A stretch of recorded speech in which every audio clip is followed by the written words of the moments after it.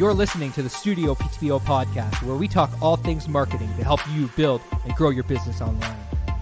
Welcome to the latest episode.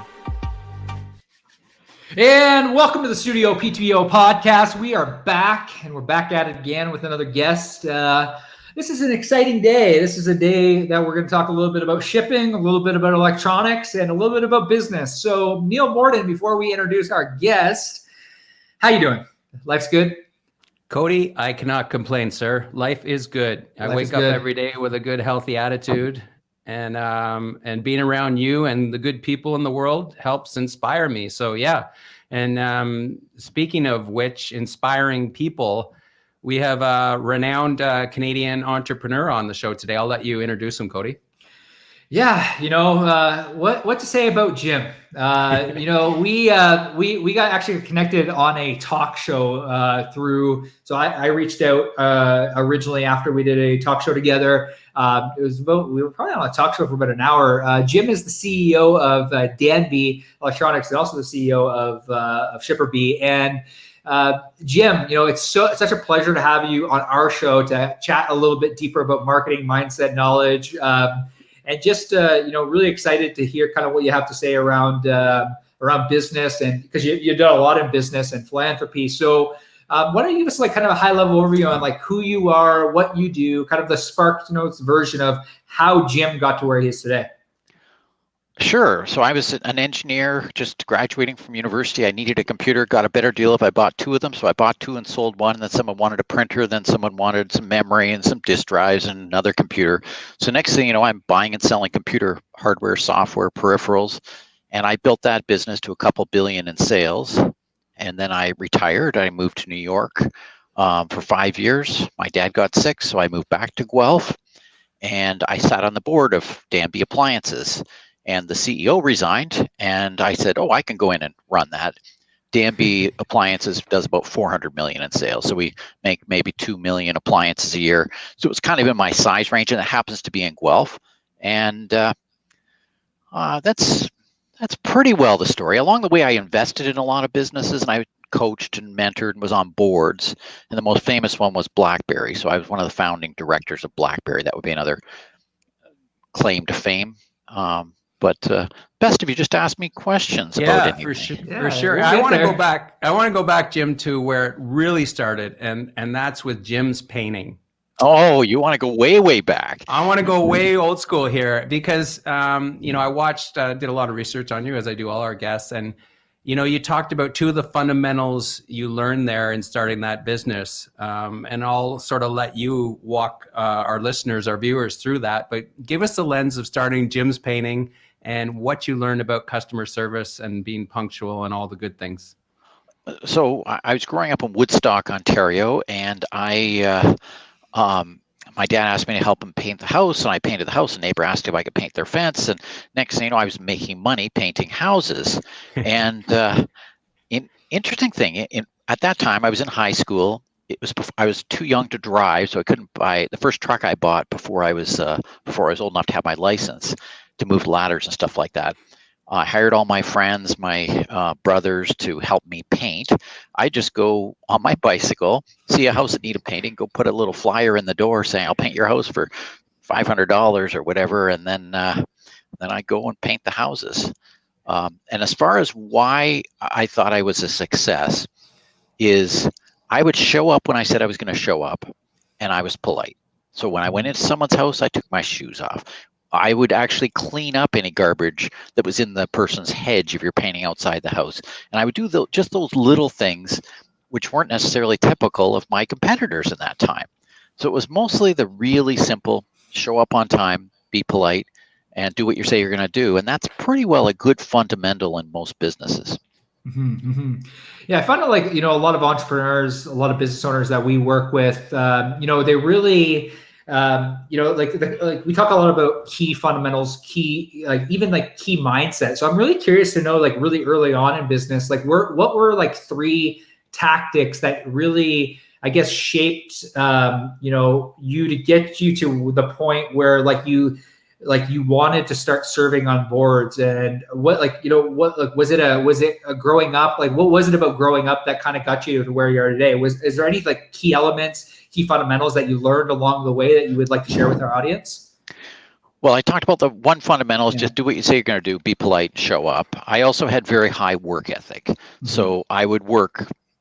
The other thing I learned is fail often, fail fast, fail cheap. So I would do things. I remember when I opened my computer business, going to my first office. Before that, it was all out of the trunk of my car. To go to the first office, and I went and dropped flyers, and everybody in the neighborhood said we're having a grand opening. And I don't remember how many donuts we bought, but gross 144 donuts, and 3 people showed up. So it's like fail often, fail fast, fail cheap. And of course, back then I'm a poor student, so I ended up eating 144 donuts over the next month. But I mean, really, it's just trying things and do more of what works and less of what doesn't work. That's what I learned. Yeah.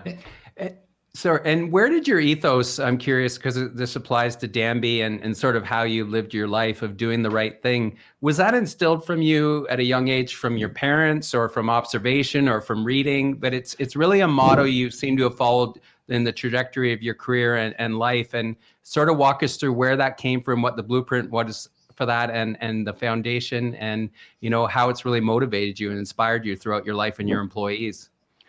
Well, the interesting thing is when I first started saying the do the right thing, it wasn't the way it's taken now. So today it's Danby, and you go to the front door, it says right above the front door, do the right thing. And it's on our business cards. It's our tagline, do the right thing. I originally started it because I wanted to scale a business. And I thought, well, can you have a user's manual that says in this situation do that? Or how do you treat your coworkers? How do you treat your suppliers? How do you treat your customers? You know, do you ship product that doesn't work? You know, do you help people? Whatever. And so I just said do the right thing, because I couldn't possibly have every eventuality. And then it became sort of the mantra. And then when I started doing some of the philanthropic stuff, then it became more associated with that, which I'm perfectly fine with. It's not just philanthropy, and it's an easy way to make decisions even in business. Now, sometimes people try to turn it around on you and say, yeah, I bought this refrigerator 10 years ago at a garage sale, and I want you to replace it under warranty. And it's like, okay, what is the right thing? I mean, no, I don't think that's the right thing. You know, it's Yeah, and let's go deeper, because you did mention philanthropy now, and sort of the foundation of that, and how you really became known. And again, it's always been instilled in you. You've always given back to the community in Guelph and beyond. Was through the humanitarian crisis that happened, the Syrian refugee crisis. You spent $1.5 million of your own money to help bring, I think, 80 some odd families here. And your story ended up going viral around the world. And that's not the important part. The important part is what you did for these families. Walk us through that. And also, not just that you sort of provided them with money and handed over the keys to them, but, you know, another one of your mottos sort of is, you know, teach a person to fish rather than just give them fish. So that was a foundation. So walk us through that, how that happened with helping the Syrian families in Guelph. Well, I mean, I could see the crisis that was happening, and I didn't think government was doing anything fast enough. I learned there's a private refugee sponsorship that we could sponsor refugees. So we sponsored refugees, but it's not only about the money, it's mostly about the settlement. And in that project, you're helping people through a hard time, not trying to support them forever. It's not like I've given a lot to homeless causes and stuff like that, but homeless causes are never ending. It's not where this Syrian crisis was. It's still ongoing. For what it's worth, I'm still sponsoring refugees, but COVID has stopped all of the refugees coming in right now. But we had to set up a whole process. So every family that comes in has 4 or 5 mentor families, and they have checklists, things like set up a bank account, find a doctor, find a dentist, test for English as a second language, register the kids for school, find an apartment, move into the apartments, furnish the apartment, all that kind of stuff. So there's checklists and scorecards. So the volunteer organization is kind of run like a business. Mm-hmm. Mm-hmm. You know, and like I kind of want to shift gears a little bit and like really kind of delve into like how you were able to kind of revitalize Danby as a company, and like, you know, the innovation. And I'm just like, I'm curious around like the scaling process. Like what was like specifically because like you say it was run like a business, there were systems, there was processes, and I find that a lot of entrepreneurs that we chat with on a regular basis, they're constantly building their business based around referrals. But when you're trying to scale a larger company, obviously we know there needs to be systems and processes. I guess like along the way, like what were like 2-3 key tactics you learned about systems and processes to go from, because a lot of business owners will never hit 8 figures, let alone 7 figures. So like what were some of the key the key learning items, the key tactics that you learned from 7 figures to 8 figures to 8 figures and beyond? Well, the obvious thing is you can't do everything. So I would love to do everything, but I can't do everything. So I'd love to say we hire only above average people, but in reality, we hire average people and make them above average by having good systems, process, training, coaching training, mentoring, and slotting people in the right position. So I am big on process, but I'm big on continuous learning and trying to refine to make it better and better and better. Mm-hmm.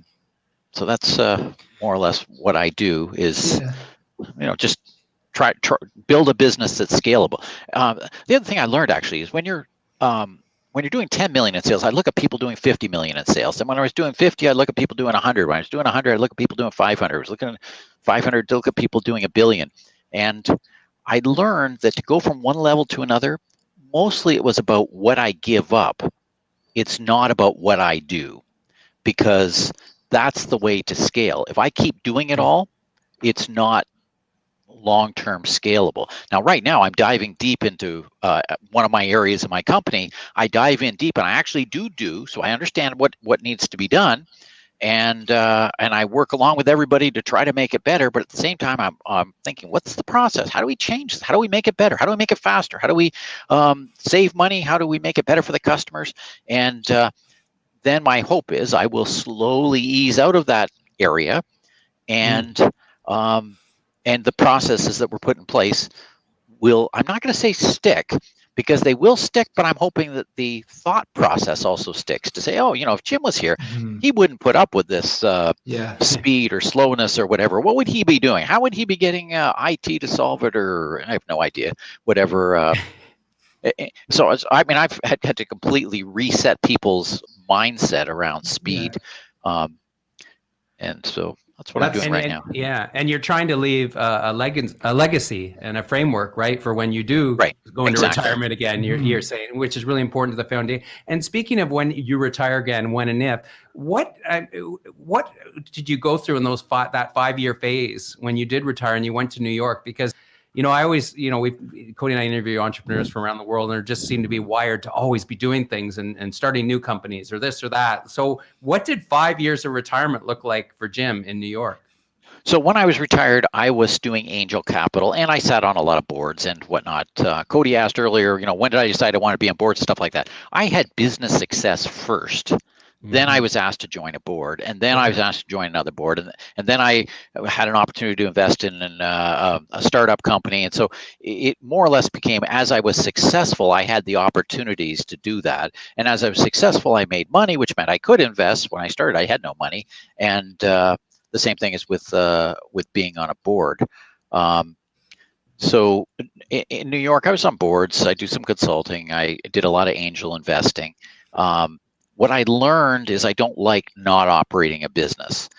You always think you start a business, you grow it to a certain size, you sell for a lot of money, and then you retire. And then I found, well, yeah, what do I want to be? Am I the maintenance man? I'm the lawnskeeper here. Like, really, is that what I choose to do? It's not what I wanted to do. So when I had this opportunity to run Danby Appliances, I was thrilled because, and actually what happened is I started running it, and I said, oh, I like running this. I'll run that. This will be my next decade gig. And then the ownership group came and said, oh, we want to sell the business. I said, oh, no, how much do you want to sell it for? And then they told me, I said, okay, fine, I'll take it. So I bought the business. That was after running it for a year, because I had in my mind that was my next decade plan. Yeah. While I was in New York, I was also doing, it was a lot of around startups. And I learned, for me, I couldn't get the scalability. I could save 10% of the company's expenses, and that would be $20,000. I could double their sales, and then they'd be $250,000 or $1 million or whatever. At Danby, we save if we increase our margin by 1%, that's $4 million. If we decrease our expenses by 2%, that could be $8 million. Increase our sales by 20%, that's $80 million. So that's scalability. And the other thing I say is, I don't actually do anything. I've got a lot of people who do everything. And so I found in the startup world, I actually had to do things, and I actually like having people that do things. So now I just have the idea, let's, I don't know, let's rent a new building and do a bunch of renovations on it and stuff like that. I think we should put this window in here and do this and that. And then I come back a month later, it's done. I didn't do it. I didn't have to do anything on it. I just show up. That's been a massive epiphany for us over the last, I would say probably 6 to 8 months, is begin to automate, delegate, and remove all non-needle-moving activities to hand them off to people that on your team that you can trust. And I'm curious because growing companies, growing businesses, whether you're 6 figures, we have a lot of businesses that are probably doing 6 figures, 7 figures. I'm just curious, what are your thoughts on hiring? I know you say that, obviously, you mentioned that you hire average people and you make them great. What does that process look like at Danby? And what does a good hiring process look like to you? Give us a few tactics that you do whenever you're hiring somebody, because there's so many different ideas on good hiring. Some people say hire fast, fire fast. Some people say hire slow, fire fast. I'm just curious on what your thoughts are on somebody that has actually scaled businesses, your thoughts, your processes on hiring. So I'd like to say we only hire A players, and that is hiring slow. So I like to interview and then re-interview and have multiple people interview with multiple perspectives and check 18 references, not check 1 reference. And then I also like to hire for character. I don't believe you can teach character. I believe we can teach skills. So I'm even okay taking someone who's in a slightly different industry. If they are fundamentally fairly intelligent, have high work ethic, have high integrity. So the skills can be taught. The character cannot be taught is my philosophy. And then you need to put the systems process around them to allow them to succeed. I also am a big believer in servant leadership. Our job is to help people succeed. So when we hire someone, our job is to ramp them, help them succeed. And it's much more of a team approach rather than saying we're going to, and we do fire slowly because I'm soft and because you have to work with people, right? Yeah. Jim, I'm curious. I've read articles about you. Toronto Life did a profile on you, I think in 2016. It was a great profile, but structure is a big part of your life, as it is for any entrepreneur, and habits and positive habits. You had said in that article, you don't have a TV. I don't know if you do now, but you still don't. So interesting. You're a voracious reader, love to garden, love to exercise. Walk us through the habits and whether you've always had those, and what that means to be an entrepreneur, that structure and discipline. So what a habit does is a habit means you don't have to have willpower. You don't have to have any willpower to brush your teeth. You're in the habit of brushing your teeth. It's easy. So I really think through my habits, and habits multiply a lot over the years. One thing I said in my tech talk, if you eat 10 more calories a day, which is a hard candy, you gain 1 pound a year. If you walk an extra mile, you lose a pound a year. It's all the little things. They multiply over time. And because I'm old, I actually see that. So when I go back to a school reunion, I can tell which of my classmates sat on the couch drinking beer and eating potato chips, and which of my classmates went to the gym. It just so much multiplies over the decades.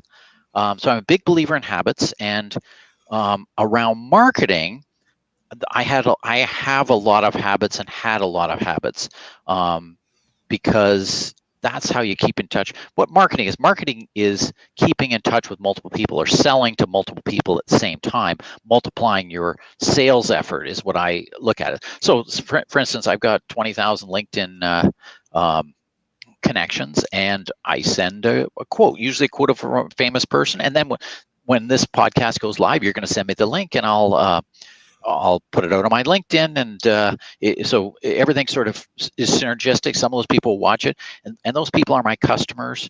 It's just low level keeping in touch with people. And before there was LinkedIn in a big way and whatnot, I did it manually, and I just developed systems and process around that. Back to just quickly, no TV. I want you to explain that one because you don't run into many people these days that don't watch TV. And books. What kind of books do you read? Are you just walk us through those two? So I just believe television is North America's biggest time waster, and so I that also goes with willpower. The reason I eat reasonably well is there is no cookies in the cupboard. There is no cake in the fridge. So I eat more healthy. The same thing is true of television. I don't waste any time on television because I have no television. I do have a computer though. You can see that, and computers can be the same waste of time. As far as reading goes, I mostly read, believe it or not, marketing books, business books, leadership books. I like success stories. And really, I do it for entertainment. I do it to stimulate my thoughts. It's where I get ideas. The key is to read and filter. So just because an author says something doesn't mean that they are right. It just it gives me one point of view, and I listen to a lot as well as read, because I can listen.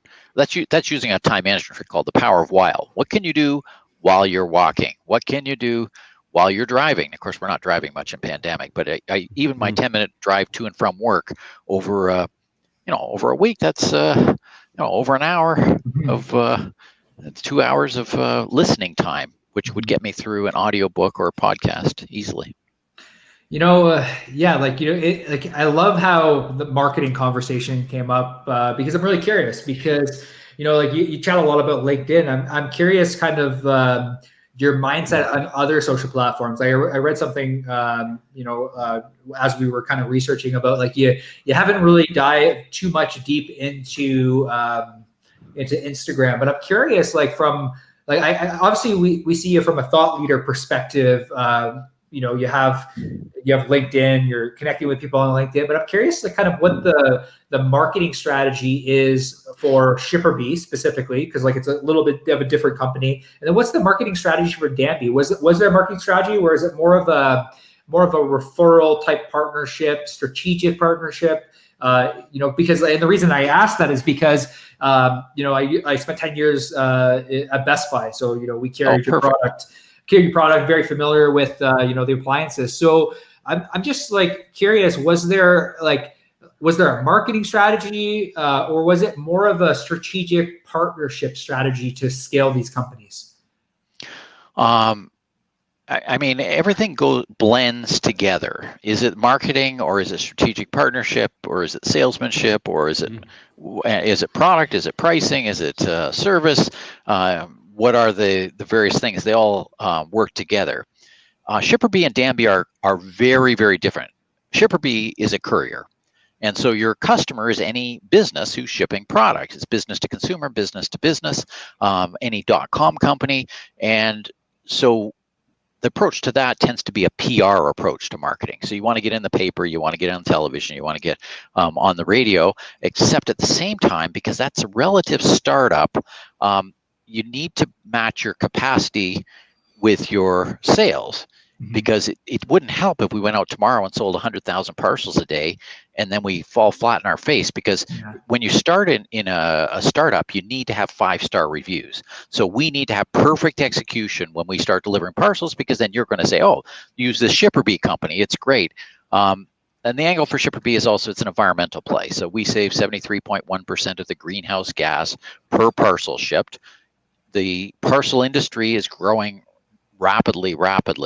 UPS just announced their results, and they were up, 20% or something like that. And but the shipping volume is up. Everyone's buying everything online, and there's not enough capacity, so there's lots of space for a new player. Danby's strategy is different because Danby tends to sell through repeat customers, and we sell through multiple channels. But we're selling to Bob's Appliance Store, and we're selling to Costco and Best Buy and Lowe's and Home Depot and Walmart.com and Amazon, as well as Hotel Supply and direct to Marriott. And so we're selling to multiple channels, but it tends to be very repeat buyers.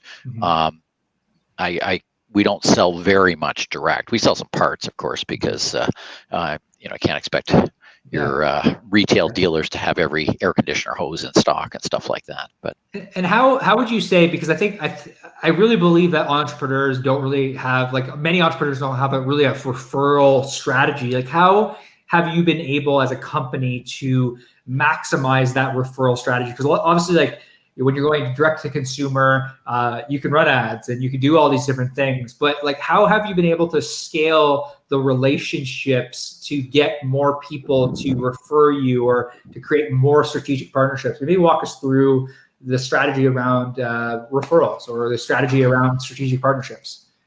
So the easiest thing to do on referrals is when you make a sales call, say, is there anyone else that you know of that would be interested in this? One of the reasons I like LinkedIn is if you happen to be an appliance sales rep working for Best Buy, then you often will be an appliance sales rep who switches and works for TA Appliances. So you often stay in the same field, and LinkedIn keeps you in touch with people, and you rub off onto other people because you have your network. I also believe by serving my network, then you will serve. Then the network serves me. Yeah. Like I believe that you will have a brother that wants to buy a freezer, and you say, "Oh, I wonder if Jim wants to sell a freezer." And next thing you know, I get a referral, even though I'm not doing this so that you refer your brother. It just naturally happens when you're out there. That's part of what marketing is organic. about. Super organic, kind of like how you two met on a podcast or on that talk show, right? Well, exactly. So we met on a talk show, and then I think I reached out on LinkedIn because that's what I do to everybody that I meet. I just good meeting on the panel, and Cody reaches out and says, "Oh yeah, good meeting you, and oh by the way, I do this other show. Do you want to be on this show?" Yeah. And so, in a way, that's a referral from a referral, right? 100% it is. 100%. It's a beautiful way, that networking ecosystem. I know we have to finish up here, so Cody, but another topic I wanted to cover with you. You've talked a lot about the sense of urgency wins as opposed to trying to be perfect. And a lot of entrepreneurs, one of their stumbling blocks, perhaps early on, is just overthinking things and not doing. Share your ethos on that and why the sense of urgency wins is a sort of another motto of yours. Well, more people fail from perfection than fail from speed. And if you consider speed to be the opposite of perfection, then you will think of things differently. Also, people are actually tremendously forgiving if you're fast. I mean, I think of it in customer service. I could sell you a wine cooler and it doesn't work. You're upset. If I fix it fast, you actually tell all your friends, "I can't believe it. I bought this wine cooler, but you don't go and say to everybody, "I bought this wine cooler, it doesn't work." Speed cures a lot of things. So it's just the perfection speed balance. And you're right about entrepreneurs. My advice to entrepreneurs is just do it. While other people are doing sitting back and thinking and making plans, then I've already implemented, and then they wonder what happened. Yeah, execution. Ideas are one thing, but execution's everything.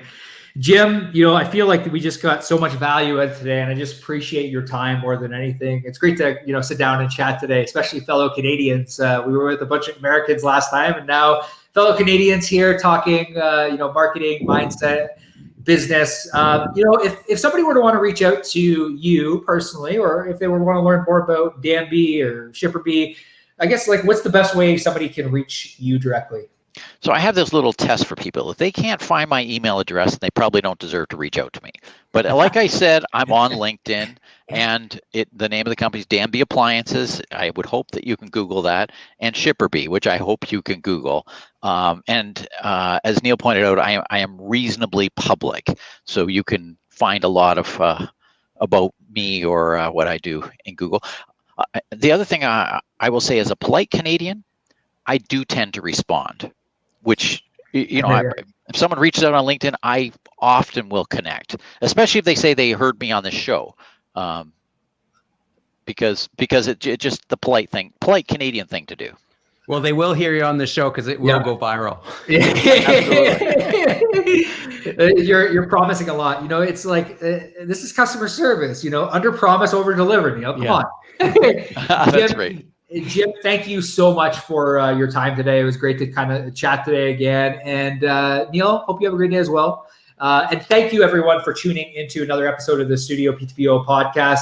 You're a business owner, entrepreneur looking to grow. We're inside of the Studio PTBO Marketing Hacks group. So just search it, like Jim says, just search it on Facebook and or search it on Google, and it'll pop up, and get yourself inside of there. You're a business owner, entrepreneur. Jim, thank you once again. Neil, have a great day. And thank you for tuning into the Studio PTBO podcast. We will see you soon.